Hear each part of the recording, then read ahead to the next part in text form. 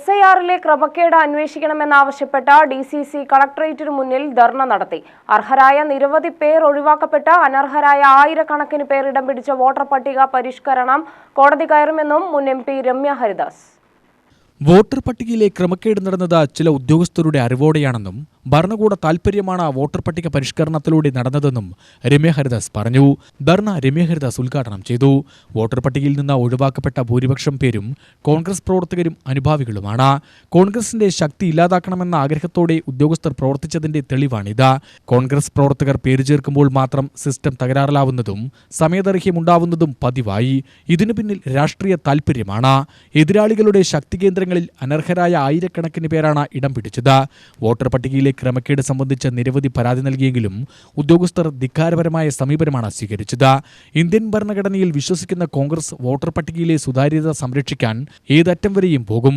വീടും നാടും രക്ഷിതാവുമില്ലാത്ത ആയിരക്കണക്കിന് വ്യാജ നിർമ്മിതിയിൽ കോൺഗ്രസിനെ ഇല്ലാതാക്കാമെന്ന മോഹം നടക്കില്ലെന്നും രമ്യ ഹരിദാസ് പറഞ്ഞു.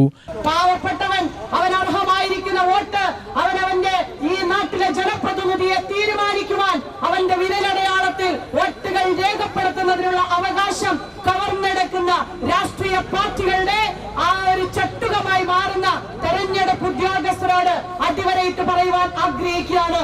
നിങ്ങൾ ഈ സർവീസ് സംഘടനയിൽ ഇരിക്കുന്ന സമയങ്ങളിൽ ഇന്ന് നിങ്ങളെ കാണിക്കുന്ന ഈ ധാർഷ്ട്യവും ഏതെങ്കിലും രാഷ്ട്രീയ പാർട്ടികളുടെ ചട്ടുകമായി നിന്നുകൊണ്ട് കോൺഗ്രസിനെതിരെ വിലയുയർത്താൻ നിന്നാൽ നാളെ ആ സർക്കാർ സർവീസിൽ നിങ്ങൾ അർഹമായി കൊണ്ട് നിങ്ങൾക്ക് റിട്ടയർ ചെയ്യുവാൻ സാധിക്കുകയില്ല എന്ന് അടിവരയിട്ട് പറയുവാൻ ആഗ്രഹിക്കുക.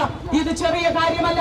ഒരു രാജ്യത്തിന്റെ ഒരു സംസ്ഥാനത്തിന്റെ ഗതി നിർണ്ണയിക്കാൻ പോകുന്ന തെരഞ്ഞെടുപ്പ് അട്ടിമറിക്കുവാൻ ഉദ്യോഗസ്ഥർ തന്നെ കൂട്ടുനിൽക്കുക എന്ന് പറഞ്ഞു കഴിഞ്ഞാൽ ഈ രാജ്യത്തിനോടും ഈ സംസ്ഥാനത്തിനോടും ചെയ്യുന്ന ഏറ്റവും വലിയ പാതകമാണ്. അത് കണ്ടില്ല എന്ന് നടിക്കുവാൻ ഞങ്ങൾക്ക് കഴിയില്ല, കോൺഗ്രസിന് കഴിയില്ല. DCC പ്രസിഡന്റ് തങ്കപ്പൻ അധ്യക്ഷത വഹിച്ചു. KPCC ജനറൽ സെക്രട്ടറിമാരായ C ചന്ദ്രൻ, പ്രൊഫസർ KA തുളസി, DCC സെക്രട്ടറി C ബാലൻ, ഫിറോസ് ബാബു, പാളയം പ്രദീപ് എന്നിവർ സംസാരിച്ചു. UTV news, Palakkad.